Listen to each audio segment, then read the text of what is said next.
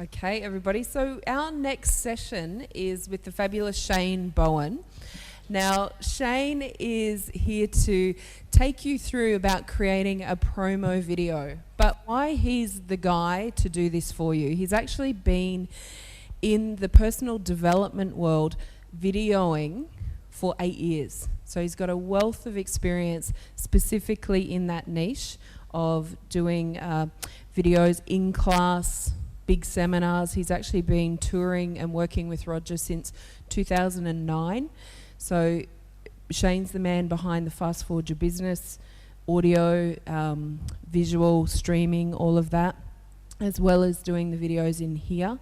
So he's got a wealth of information where he can help people tweak their performance on video and capture their message, and he actually specializes in helping people with their personal brand. So people go to him with their personal brand and he helps them get that across on a visual platform to promote that. So that's pretty cool, yeah? And let's welcome Shane to the front. Hello. Okay, so what I'm going to do today is I'm going to cast a wide net so that anybody that's anywhere, wherever they are in video land and technical sense, that it's going to cover a general variety of things so that you can all be involved in what's going on. I know that some of you might be a little bit more advanced than others, but my job here is to just cast a wide net so you get sort of an understanding, and then hopefully we'll be able to use these tools that we learned today. Yeah. That's the Your Online Video. That's the website I've created for you guys. So there's you can go there at any time. There's a lot of testimonials. There's videos, so you can see what I actually do. Your Online Video. Yep. And that's my Indo numbers and my email address. This is the Facebook page. Okay, so first of all, I want to show you a little video. It encompasses why I do video. When I watch TV, it's just some shows that are pretend, and when you explore, you get more imagination than you already had, and when you get more imagination, it makes you want to go deeper in. So you can get more and see beautiful things. Like the path. If it's a path, it could lead you to a beach or something, and it could be beautiful.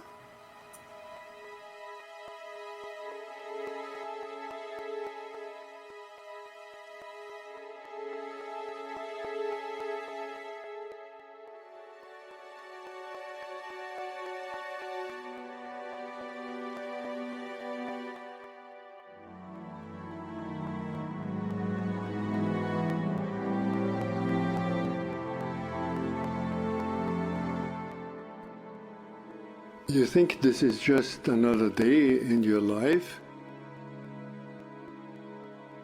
It's not just another day. It's the one day that is given to you today. It's given to you. It's a gift. It's the only gift that you have right now, and the only appropriate response is gratefulness.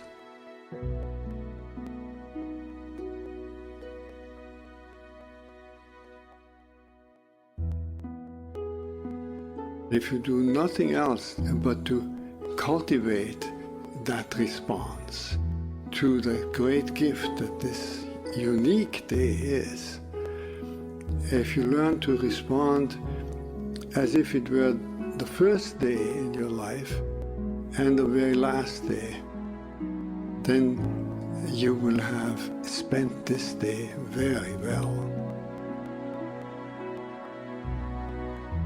Begin by opening your eyes and be surprised that you have eyes you can open. That incredible array of colors that is constantly offered to us for pure enjoyment. Look at the sky. We so rarely look at the sky. We so rarely note how different it is from moment to moment with clouds coming and going. We just think of the weather, and even of the weather we don't think of all the many nuances of weather. We just think of good weather and bad weather. This day, right now, is unique weather. Maybe a kind that will never exactly in that form come again. The formation of clouds in the sky will never be the same that is right now. Open your eyes, look at that. Look at the faces of people whom you meet. Each one has an incredible story behind their face. A story that you could never fully fathom. Not only their own story, but the story of their ancestors. We all go back so far. And in this present moment, on this day, all the people you meet, all that life from generations and from so many places all over the world, flows together and meets you here like a life-giving water if you only open your heart and drink.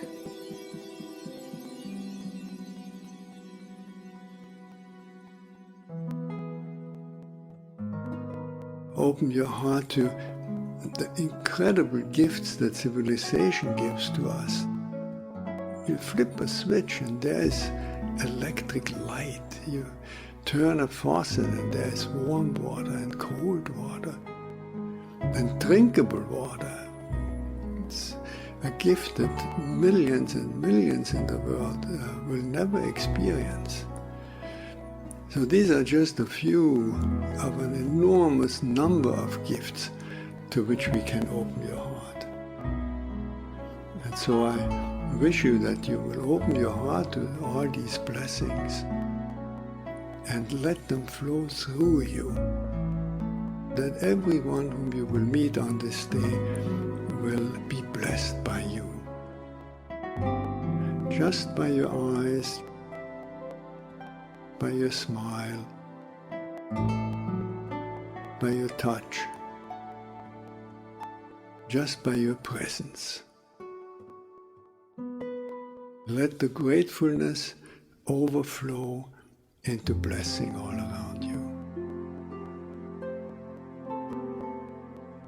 And then it will really be a good day.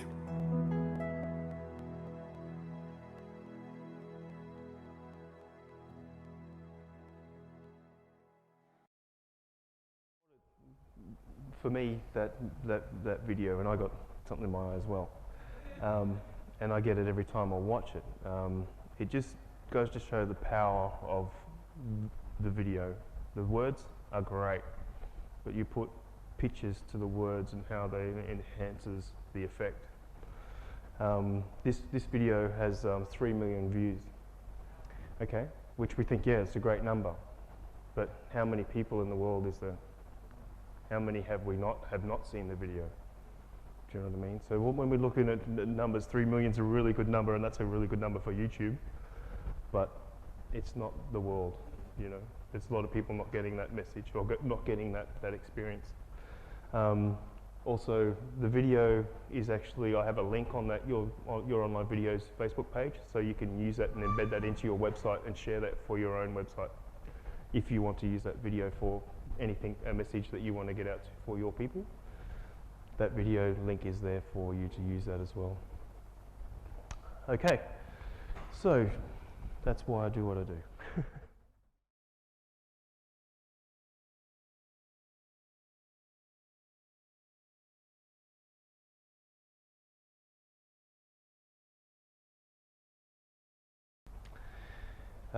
Today we're going to go through a few topics, hardware and software discussion. So we're going to get into a bit of detail around what I've used as as hardware and software. We're going to go through some detail, so hopefully we can get through that without falling asleep. But what I need to do is to give you some sort of information around what we use to create videos like that. We'll touch on video resolution and recording formats. We'll talk about video size and width, aspect ratios, the do's and do nots of filming. Live streaming, we'll touch on live streaming, as it's a pretty important topic these days as we're getting more and more tech savvy. And know your lingo. How do you talk to the video editor? So you've got your videos together and you want to get it edited. How do you talk to a video editor and some of the lingo that goes with that? And then we'll have a practical exercise, which is loads of fun. And then you guys get the chance to make your own testimonial video. Okay? All right, so let's move on. Okay, so first of all, we're going to talk about making movies a hardware discussion.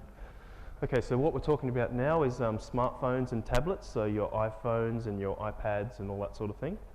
And we'll just touch on the pros and cons of those two units, because you can make videos from just about from your phone and your... Okay, so the pros I see are the mobile devices are very handy to record on when you're on the move, and so they're very portable, so you can carry them and you've got them basically in your pocket. You can pull it out and start recording video if you need to. The inbuilt cameras on the iPhone and the smartphones are becoming much better. I saw a Nokia this morning, a Nokia Lumia, which was like 42 megapixel camera. It was just this crazy full sensor recording, which means that they're getting as good as high definition recording built into your mobile phone, and you can upload directly from the device. So if you've got a video platform that you want to upload a video to, you can upload that straight from the device itself, because it's already connected to the network. The cons, excuse me, is it's very heavy on battery usage. So when you're filming and editing on your tablet or smartphone, you'll find that the battery will run out on your unit very quickly. So that's just something to be conscious of. A full hard drive on a phone or a tablet will make it run slower. So you'll find that the performance of the unit will slow down if you've got it full of video on there. So you need to regularly clean that off. Low quality original footage. I'm saying there's a 42 megapixel camera, but not all of them have it. So iPhone 4s, and they don't have a full sensor, but they have high definition recording. So it's high definition recording, but you're cropping the screen so you can't see exactly what you're recording until you import it to a editing device. Low quality meaning that it's a compressed version of high definition. It's not a full uncompressed version. So what the tablets do is squash it down. And we'll cover that a little bit later. The interface can be difficult to edit with, so the buttons and the touch screens are a little bit cumbersome to touch. You're better off doing it on a large screen or a laptop to be able to edit with. So anybody got anything else to add to tablets and smartphones? And has anybody made a video on a tablet and a smartphone and uploaded it to YouTube? Yep. And you sort of get the gist. Yep. And you get the gist of, you put your headset in, you get better volume if you put your headset in with the little volume, with your little microphone on it. You get better volume. You can walk around and stand next to a fountain, and it sort of dulls the noise down and concentrates on your voice. So little tips and tricks you can use with your tablet and smartphones. So with DSLR, handycams and camcorders. So that's the big camera at the back and the camera that I run around taking photos with. They're DSLRs and camcorders. That's what these guys are. Okay, so the pros and cons of these ones is better original footage for high definition recording. So it means you'll get better original footage. So the file size is much larger, but it's a lot better quality. And larger storage, you'll need larger storage for that larger, for those larger file sizes. They're full sensor recording, which means the full sensor is basically what you see when you're on the screen, when you're recording. So if you've got a crop sensor, you might see a video that you're recording, but the edges will be chopped off, and you won't be able to set the frame. So you're setting the frame for the video, and the crop sensor, you can't see the full full video frame. And these guys have a full sensor, so you can see what you're recording, and you get more professional results from these guys. They've got compatibility with peripherals, which means that you can plug things into them, like microphones and laptops and all that, so you're capturing, using the camera as a device, but then adding peripherals on top of that. Everyone know what peripherals are? Peripherals is, so just a general example of what a peripheral is say, so a laptop, and a peripheral will be a printer that plugs into it. So it's like something that you plug into the device, and it's just a peripheral device. So these guys have lots of attachments, like microphones and different things you can plug into them. The cons, they're a greater expense. They're very expensive to buy. Some of the older technology, like an older camera like that, you could probably buy rather cheaply at a big discount on a site like eBay or something like that, but you don't know the history and all that sort of stuff. But the technology is growing so quickly that you can buy really good stuff at a lower price now because there's so much better coming out. Yeah. You need to be more technical to operate. You need to read the owner's manual for starters to be able to operate the device, because there's so many different things. They've got an array of different features on these devices that not everyone knows how to use, so they become a bit tricky, or you become a little bit, you could press a button and not know what happened, sort of thing, just accidentally. Your editing and software needed, so you need, whilst on the tablets and smartphones you can import editing software, and you can do it all on your smartphone and your tablets. But with these cameras, you need to be able to plug them into something, get the footage off the camera to be able to edit it. Like, you can't edit it on the camera. So that's sort of the difference between the two. And some of the big cameras need servicing. You've got to service them. You've got to have them serviced regularly. And the peripherals need servicing as well. So there's a greater expense there, where when you're buying a camera, you've not just only got the purchase price, but you've got to also service it and buy all the equipment that goes with it, like hard cases, anything else that you need to use it with. We bought a camera on tour when we were in Australia. We bought a DSLR camera, and it wasn't just the camera and lens that we bought. We had to buy the stand, we had to buy the case for it, we had to buy all these peripheral things, we had to buy a SD card for it, so that you could actually, you know what an SD card is? Yeah, SD card's like a portable hard drive that you plug into the side of the camera that captures, stores all the memory of from your camera. So you're videoing to that stick, you pull that stick out, put it into the computer, and then you transfer the files to the computer for editing. So the example, was that we bought, when you buy a unit, there's not just the price of the unit that you buy. You've got to buy all the peripherals, all the stuff that goes with it, the safety equipment, and the bits and pieces that come with it. Okay, so software discussion. These are just covering a few programs that I've used personally. I know there's many more, and there's many more in development, but some of them have been around for a long time. Others have, and there's new ones coming through. But I'll just cover what I've used myself personally. Windows Live Video Editor is something that comes free on your PC when you buy it. So you buy a PC laptop, it'll come free on your laptop. It's got basic editing, trimming tools, and some text overlay, and you can also put some music towards it, but that's about it. It's very, very basic, but it comes free on your computer. So you can capture with any device you want, and then import that to Windows Live Video Editor, and make your movie from there. A little step up from that is Sony Vegas Pro. You basically get that when you buy a camcorder like that. There's a program that comes with that to edit with. And many people use that too when they have a computer like that one, a camera like that one. Adobe Premiere, this is what they make commercials. Basically, all the guys that make full-length feature films, this is what they're playing with. It's called Adobe Premiere, and it switches on both platforms, Macs and Windows, so you can use it on both. And yeah, it's pretty advanced if you're going to use it. I wouldn't recommend it to anybody that was just starting out. It would be more like for somebody that has used previous programs before and know that that's what they want. For Mac users, this one's free on your MacBook. When you buy a Mac computer, you get a free iMovie, which is a video editing tool that you can put text overlay, much similar to, well, a lot more advanced actually. If with iMovie, there's a lot more that you can do with editing than you can with, say, a free version of Windows Live. So this is good enough. A lot of people use that. A lot of kids at school are making their school projects on this sort of thing. They have teachers teaching children how to use it. But the program that I use and I've been using for the last probably 4 years is Final Cut, which is this one. Final Cut 10 is a different.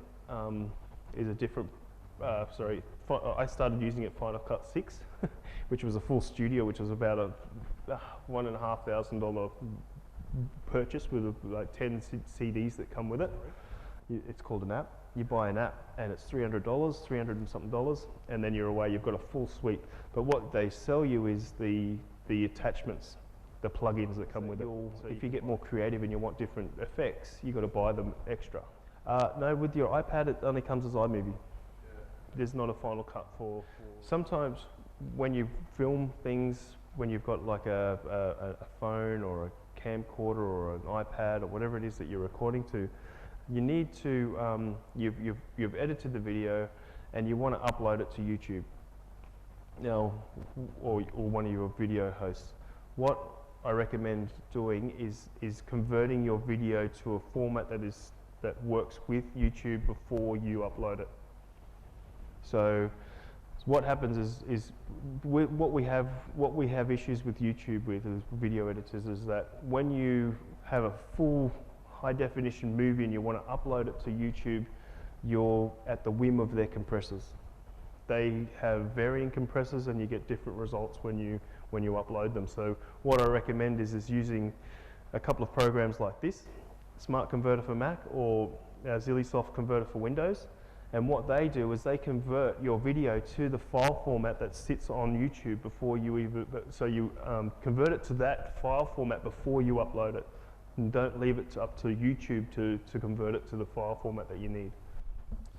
In iMovie, yes, you can put export to YouTube directly from iMovie when you're doing it. I've made all my videos on my iPhone, yep, and then edit them in iMovie, yep, and then upload them straight to YouTube. Yep. So you're saying the iMovie doesn't actually iMovie will do iMovie it. does. So yeah. Okay. Well, depending on what platform you're using. Okay, but some of the others don't do that. Yep. Some of the other programs won't do that. Perfect. Final Cut does? Yes. Because that's where I'll be going. Yep. Final Cut does. And I've looked at Adobe and went, forget it. I got the trial one and played with it for a few days and couldn't work it out. Yeah. Adobe Premiere is very technical. Yeah. Yep. Yep. But it does integrate with a lot of the other programs that Adobe bring out. Yeah, it does multiple things. It can shrink and it can stretch. It does both. It can compress and it can, but you don't want to ever shrink a video. You don't want to ever stretch a video that's been shrunk already. Yeah. So my question for you, Pat, is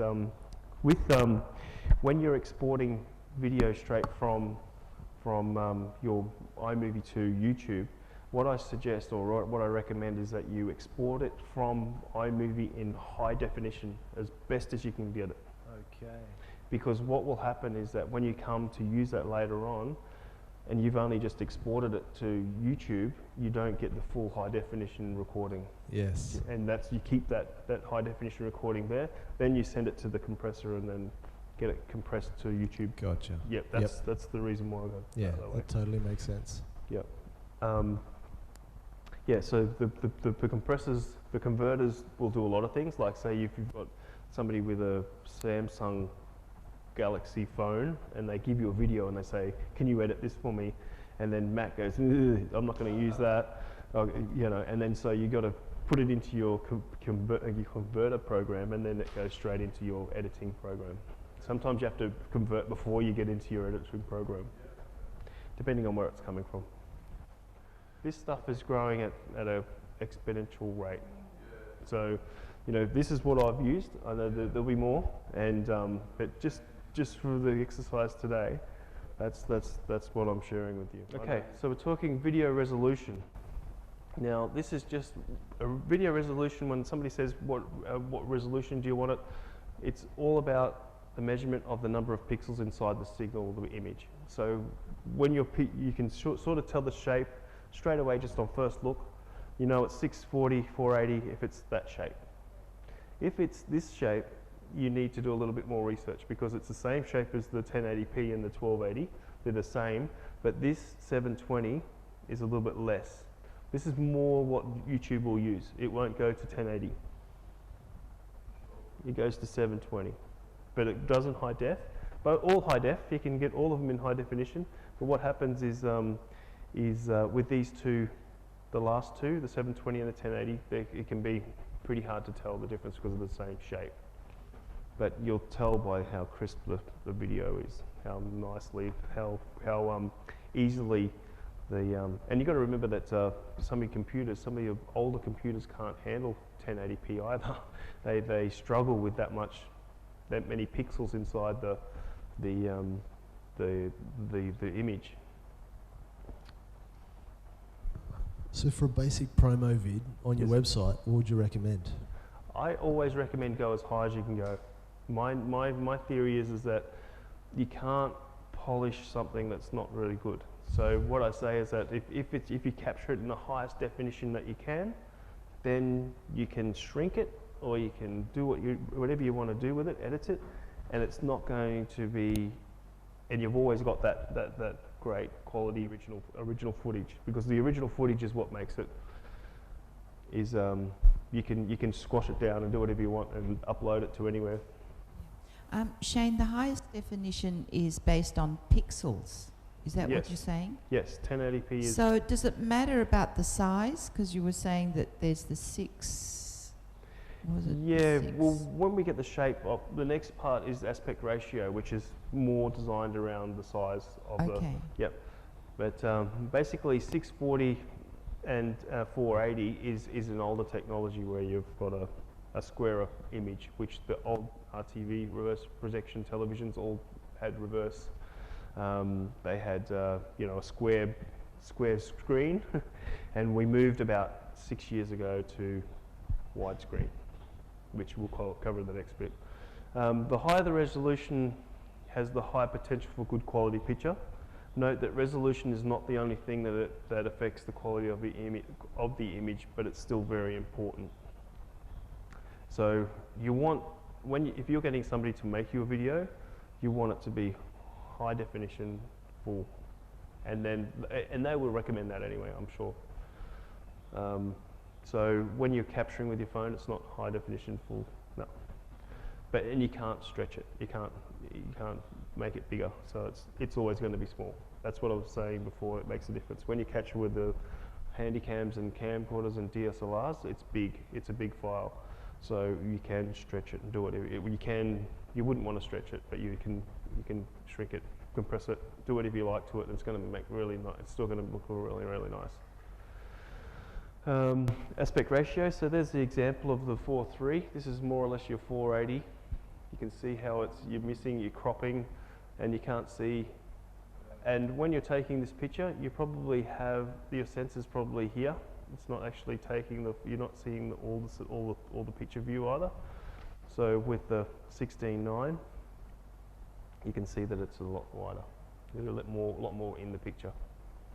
The aspect ratio refers to the width and height of the image. Yep. Okay, so the do's and do nots of filming. These are just my stuff, so I'm sure there's many more. But just for you guys for today's exercise, I'm sure there's a few things that you can get out of this. Lighting is pretty good, pretty important, but it's not everything. I think that lighting creates mood. So I sometimes, if I'm creating a personal space for somebody, maybe not so bright light, maybe more focused light. If it's more groups of people and they're all sharing at the same time, maybe bright light on everyone. Do you know what I mean? So you can vary the lights a little bit, but light is very important, but it's not everything. Audio is the same thing. I did a test on one of the first iLABs, and I asked them, I put this little little audio track behind one of my presentation videos, and I said at the end of the presentation, give me some feedback on the presentation, because I wanted to give them the example of how if audio is really bad, do people still get the message? And sure enough, they got the message straight through. Like, even though the audio was terrible, they really got the message. So sometimes audio isn't everything, but it's when you're asking somebody to do a video for you, you want great audio. You want it best as they can get. Everything should be as best as they can get it. But if there's like a fountain in the background or children playing and running past, don't let that bother you. There's stuff, people don't mind hearing ambient sounds. It's not going to stop you, even though when you're filming it, you think that it's going to be ruined by, somebody asking a question in the middle of a thing. And a lot of the time we can edit that out too. So an intro, I believe that every video should have an intro. So it may be a spinning, maybe animated logo of yours, but at the beginning of all your videos, have a little intro, so you're not just jumping straight into you explaining something or straight into something else that's happening. So there's something that introduces what you're going to say, or the message before you get to the actual message. Behind the scenes, I suggest that you give your viewers a little bit of what's happening behind the scenes. I've noticed with some of Pat's videos, he does that very well. He's showing his office, or he's giving some insight to where he's actually is in his videos. So there's a personal touch there that gives you permission to give insight to what your product is or your personal brand. Be the authority. You are the authority of your promotion or your product or brand. So go with that with your video. Make sure that you are the authority. People like to see authority, like they like to see you being confident in what you know on video. If you're kind of umming and ahhing when you're with your videos, then maybe people won't want to watch that as much. Tell a story. I say, get a story together where you can actually, take them on a journey with your voice. Everyone likes storytellers, and take them on a story. Again, none of the do's and don'ts will ruin your video, but it's just being conscious of these little points that help you to get a better video. We get choices to which video host platform, and there's some things that we need to know to be educated in to know what host or platform we can upload it to. This is part of last year's Fast Forward Your Business tour. This is what Roger's saying. It says China overtakes US to become the biggest smartphone market. But not only takes over, it says that the number of new smartphone users in China will eclipse the entire population of the United States. So there'll be more iPhone users in China than there is the entire population of the United States. So so if you're with your videos, the reason why I bring that into the presentation is because if you're not thinking about your video going into the Asian market, you should be, because most of the video platforms most of the videos that you can make, and YouTube has adjusted very well to it, is that you can put subtitles on your video. All you need to do is to provide YouTube with the text, a script of what your video contains, and then they will be able to interpret it. They'll have it interpreted, and you'll be able to have a subtitles option on your video. And you can actually, not many people know this either, is that you can email YouTube. You can email a video to YouTube, and they'll upload it for you with all this stuff. So if you've got a video and you've got text that you want to add to it, like a script, and then you've got you want to make sure it's available in China or whatever, you just email it to YouTube. Okay, so choosing a web host. So what you're doing is you've got your video, you've filmed it, you've edited it, and now you want to upload it to a platform. to somewhere where you can, where it can be hosted so that you can share it on your website or even embed it on your website so that people can see it constantly. So these are the ones that I've used with differing results.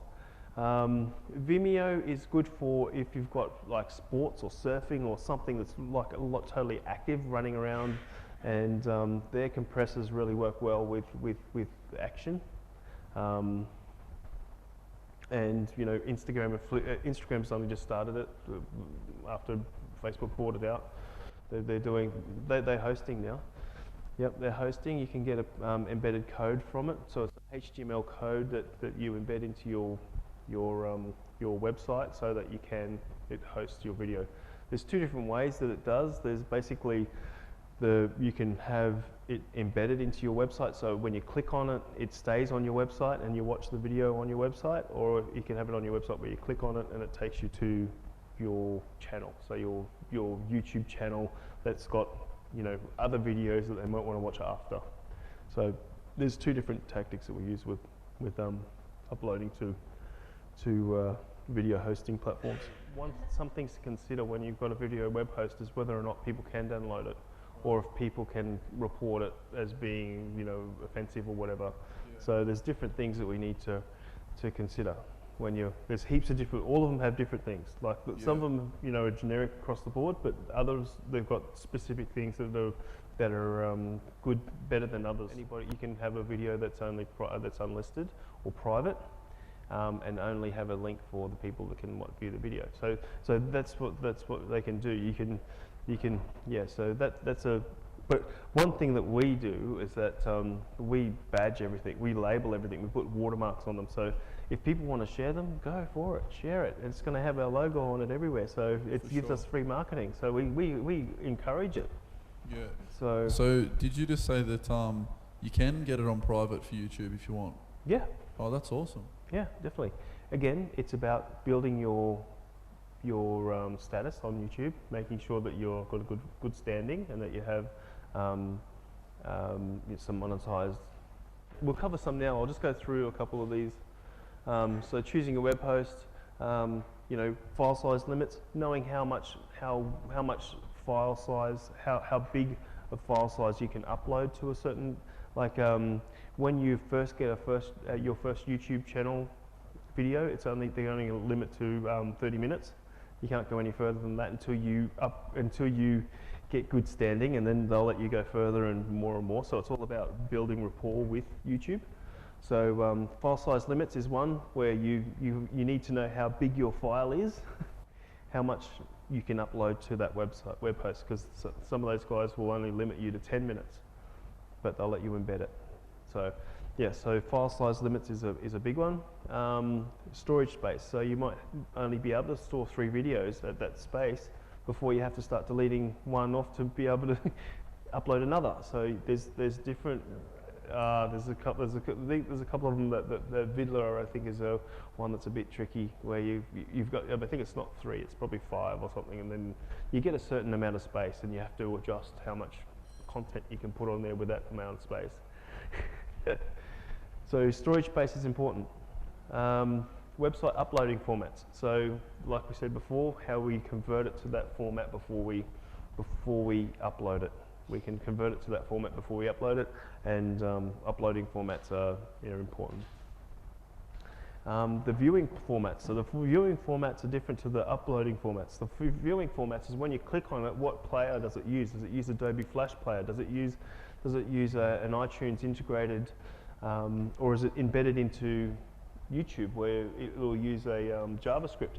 So you've really got to work out the viewing formats that so when somebody presses on your video to play, you've got to work out what player they need to watch it. Yeah. And some of these ones don't even integrate with your mobile devices. Yeah. So yeah. So sorry. I was just going to say, I've had that experience a lot with my iPad, trying to watch certain videos, and it comes up saying you need Adobe Flash Player XXX, and I don't have it yet. Yep. And I can't watch the video. Yeah. I think I'm pretty sure that anything that plays Flash doesn't play on the iPhone or, yeah, it's a big limitation. This is where we are. This is just the landscape that we're in. This will change. I guarantee it. It'll be totally different, but just where we are, that we get limitations where we want to go. Yep. Also, I find that if you film a video from your iPhone and you edit on your iPhone and upload from your iPhone, it may not be available in some countries. Some countries may stop it because it's the way it's been uploaded. And if you have a music playing that's like copyrighted, they won't pull down your video. What they'll do is they'll limit it to the countries that don't allow that copywriting to take place. So it'll say, a warning will come up and it'll say, but this won't affect your standing either. But what it does is that if you upload a video that's got like a top 40 song on it, what they'll do is they'll give you a warning. They'll say, do you acknowledge that this has got copyright infringes on it? And you go, yes. And then they say, it won't be played in this country. And you go, yes. And then what it will do, they won't stop there. They won't let it go onto any devices. So anything that's like a iPad or an iPhone, they won't let it play on that. But you can still view it on your computer. It's crazy. They'll let you watch it on the computer, but they'll only limit it to the computer. They'll limit it to the thing. With copyrighted music, if you play the whole song, obviously that's going to be an issue. Even if you're not playing their film clip, it's got your film. Yep. But if you just play, do you know how many seconds of a song you can play before they start to? Yeah, they have like no, I don't know the exact number, but they have crawlers that go through each video, and what the crawlers do is they identify the sounds that are in the video. Has anybody got Shazam on their phones? It's like a song identifier. So if you're sitting in a nightclub or you're at a dinner somewhere and you hear a song that you really like, you can press this application and it listens to the song and it'll instantly tell you what that song is and where to get it from. Yeah, most of the time it's direct you straight back to iTunes. But it'll identify the song. So it's got that technology to be able to work out what your video has and what songs on it. And it'll tell you, it'll give you a warning, but it doesn't mess with your standing. I mean, if you're pushing it and playing the whole song, or doing 30 seconds of a 40 song, it's going to be an infringement. But that means it'll be limited to which countries it can be played in, which is not Bali or Australia. Australia plays it, but it's mostly Germany and Singapore and places like that. But you can buy free. You can find free soundtracks and stuff to put on your movies quite easily on the internet, and you can also buy play royalties to use a video if you want to. Yeah, so it's all there. Okay, back to web hosts. Compression quality. So like we said before, it's all about compressors. How we can, what kind of compression quality do we have on each video host website? Downloads, is it available to download? Can you share the video by downloading it? Some websites don't allow you to download. They can only view it. You click on your thing and or embed it in your email, the link, the little picture, the little link that takes you to your YouTube channel. So YouTube don't let you download, do yeah, they? They do? They do. You can download YouTube videos? Yep. If the person that's uploading it allows it. There's a download MP4 version on YouTube. Why would you want people to download your video off YouTube? Well, people often look for content on YouTube. They go and they might want to market something. They might have an idea, or they might be, looking for something to be explained in a particular way that is cohesive to their customer base. So what happens is that they'll find something on YouTube and they'll take that. And in lessons before, people don't put the top and tails, the intro and outro on their videos. They don't put a watermark or a signature on that video. So when they share the video, it's just not labeled or anything. So they're just getting the free content and putting it on their website. But if you put a top and tail and a watermark on it, then no matter how much they share it, it's going to be free advertising for you. It's just getting out to their database. Is a watermark just saying your website or something like that, or? what I normally see this one. So that's Yep. your brand. Yep, that will sit in all my little videos in the Got it. corner as Yeah. a sort of like a almost not translucent, but you can see it's there. And if they chop that off, it looks ridiculous. It looks, you can tell the video's been cropped if you chop it off. So I just put it on there so that if somebody wanted to share my video, I say, welcome, take it. It's great. Yeah, it's welcome. But there would be. I can understand if you had like an exercise regime or you're talking through a dietary thing that's really personalised to your brand, how you would want to keep that private. And there's settings in YouTube that'll help you keep all that private. So you want to know if you can download it. Some hosting have editing capabilities. I know YouTube you can trim, chop. So sometimes when you're uploading a video, you might have like 10 seconds of blank on the end of it that you want to get rid of. And in YouTube, instead of going back to the editor and going take that off and then re-uploading it all again, you can just go to the YouTube editor and just go trim it up a little bit and make it, and then they change it in the background. So the movie stays current all the time until they edit it, and then it just switches and it becomes the trimmed version. Usually takes about an hour from trim to live again, but it's still running the old one as it's doing it. Yeah, so there's a whole heap of different features that you can go through, and they're worth looking at before you choose a video web host.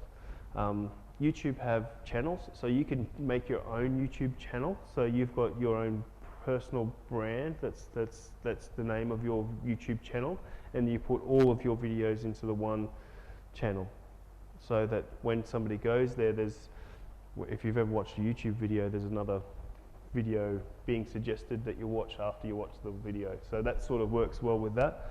The other thing is from a technical perspective, if you've got one video on Vimeo, one video on Vidler, one video on YouTube, what happens is that it becomes an Excel spreadsheet of different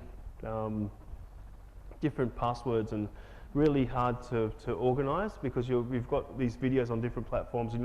They all vary with different abilities, and they look different as well. So when you have a website that's got different platforms on the videos, it just doesn't look as uniform as it could. So I suggest either going all Vimeo or all YouTube, so that they all look uniform. So they're not getting taken to different places. You just lose you lose that part of the certainty that you're giving the client. For sure. And I just had a question. With how Roger talks about that triangle, and you've got like your identity brand up the top, and then you've got your business brand on the bottom left. Mm-hmm. So for like a YouTube channel or any video hosting or whatever, yep. Would you definitely keep them separate, say having like just a YouTube channel of just me and my identity as a person, and then like the identity of whatever business? Do you know what I mean? Okay. Well, if you use the Wealth Dynamics as a example, they have Wealth Dynamics Central as their YouTube channel. Yeah. So you search Wealth Dynamics and it comes up with all the Wealth Dynamics videos, and they're all in playlists, so you can sort of see testimonials, or you can see fast forward your business, or you can see, you would have seen some videos from Roger, his videos from the Wealth Dynamics area. So as far as your personal branding, it just really depends on the company and the size and what it's doing. If it's you and you're wanting to market a particular, like a exercise regime, and your thing, it becomes you. So of course that would be you that I would say to make all your products around you, and have your channel as part of that umbrella of videos that are going to come, whether it be the personal development side of things, or whether it be the health side of things, or it's the exercise part of things. You make different playlists under that, but create the umbrella so that you've got different things all on that one channel. Well, like you've got a channel where they go and they know where they can find it, give them certainty, but then you can give them playlists of different ones, of whether when you go onto Wealth Dynamics YouTube channel, you'll see the playlists that are there. There's like different, there's even mentors, Walt Disney, but they've also got a whole website that's Wealth Dynamics Central as well, it shows you a lot of, they've uploaded a lot of mentoring videos and stuff. Live streaming in cyberspace. Now, while I was in Australia, I streamed with Ustream all the way around. We did an event. At the event, we had a section at Fast Forward Your Business called Changemakers Forum that comes on just after lunch, and we live stream that out to Crystal Circle members, and we use Ustream. It's free. You can buy different, silver, gold, platinum, buy different versions of it. You can have a full producing studio where you can switch cameras and all that sort of stuff, so it's pretty cool. But it does have a little few things with Mac computers. If you're going, live streaming is definitely the Windows world. They've developed it a lot more than Mac has. Unfortunately, just in the way that Ustream operates. Yeah, it's just where the landscape is. This is the landscape. We've got Google Hangouts as well. Google Hangouts is something we use all the time. It's kind of like a free, it's attached to your Gmail account. So when you're in Gmail and you click on your little icon on the side, you can go to Google Plus. Once you go to Google Plus, it'll give you all this other stuff. So you can go to Google Hangouts and do live video conferencing up to about 8 people or something like that. So you can have multiple people on video. I think you guys might have done a Google Hangout the other day with, yep. You can see the technology. You can plug in a webcam and move it around and do what it does, and it works well. For sure. I've got a question with that. So that one has, say roughly 8 people max. What are some of the ones that have like massive amounts of people you can get online on video at the same time? Okay, this is not interactive. So what with Ustream, it's me broadcasting a channel straight out. YouTube is starting to do it as well. So with good standing on YouTube, you can start live streaming as well. They've only just started doing it in the last couple of months.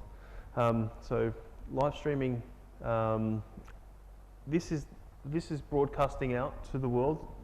When it comes back, comes as a chat. So somebody will ask a question on a chat box and say, hey, that was a great little section, I've got a question about such and such. That's the interaction with Ustream. Its strength is broadcasting, not strength on videoing back, okay? Oops, sorry, that's me. With Google Hangouts, it's about interaction. So you've got 2 people on video with live streaming, looking at each other and communicating, much like Skype video calling. Same thing, limited to how many users, and it's about interacting backwards and forwards. So there's a difference there. However, I wouldn't stream with Google Hangouts to the Crystal Circle members because it's not strong on multiple. So if I wanted 15 Crystal Circle members on the call, I couldn't do it with Google Hangouts. It's not stable enough for that. It's only new too. It's only just come out, so it's very still in development as well. So Roger's a big fan of Google Hangouts, so we'll probably be developing that a lot more. Skype video, you've seen the hit and misses with it. It can be great. It can be a bit of cumbersome. The things that are really annoying about Skype is that they bring in changes and don't notify you. So we find that we have, say we have a speaker that's spoken for many months, all the time, and they get on Skype and they go, yeah, I'm going to share screen, and the next minute, oh, the free version doesn't have share screen, so you have to buy the premium product to get the share screen option, and they don't tell you. It's like, why would you do that? You're just going to lose people from doing that. So, yeah, they ditched it. Yeah. So that Skype becomes redundant. We can't use it unless somebody's got a premium account. So that's what we deal with. That's why it's kind of a tripod where we have some people are familiar with Skype, so we go with them with Skype. Some people prefer Hangouts, so we go with Hangouts. But if we're going to do something like a live event, we're going to go with Ustream. Okay, so know the lingo. This is how you talk to the video editors. So when you come up with your video and you've got all this stuff and you've got all these great ideas and you want to talk to them in terms that they can understand, this is called how to talk to the video editors. So resolution, as we said before, when you're talking resolution, it's about video image quality. So when you say, I want the best resolution you can get, they're going to go, okay, they want the best video image quality we can get. Format is about the data and compression size and file. It's a video data detail of compression and size. So it's telling when somebody says, oh, you want it recorded in a MP4 format, or I want it in Apple ProRes 0.44 or whatever it is. There's a whole different range of different formats that you can film in. But that's what it is. That's what it means. Is what the file format, what the data detail of the video is. Animation is just loosely something, a digitally mastered clip or an effect or sequence added to the original footage. So it's something that's like a animated, maybe your logo spinning or jumping into the screen. So you've got like a sort of a little intro that's a animated intro. Animation. Top and tails is just the beginning and the end of the video. So if you get a piece of raw footage and you say, walk up to your editor and you say, yeah, it just needs top and tails, it just means it just needs a start and a finish. Can you put top and tails on it? Top and tails. Yep, it means the beginning and the end of a video to have something put there. So if you've got a raw piece of video and you say, it's all good, it doesn't need anything else except for tops and tails, it just means put my top on it and put a tail on it, and that's all. Yep. And you might need to also, as video editor, look at the top and tail as well. Look at where the video should start. Like they might give you a top, which is like 3 or 4 seconds of nothing video before they start talking, which you can take off and add something to. And the tail's the same, is that they might leave the video running for about, for a minute or 10 minutes after the video's finished, and you need to chop that bit off. So top and tails means that. Transition is from one video to the next, so one scene to the next, meaning that if you've got 2 videos that you're joining together, or a video and a picture, it just means a transition from one to the other. So there's all different things that you can use to use transitions with. You can have water droplets that there's a blending to and from, there's a fade in and fade out, there's all these different transitions you can use.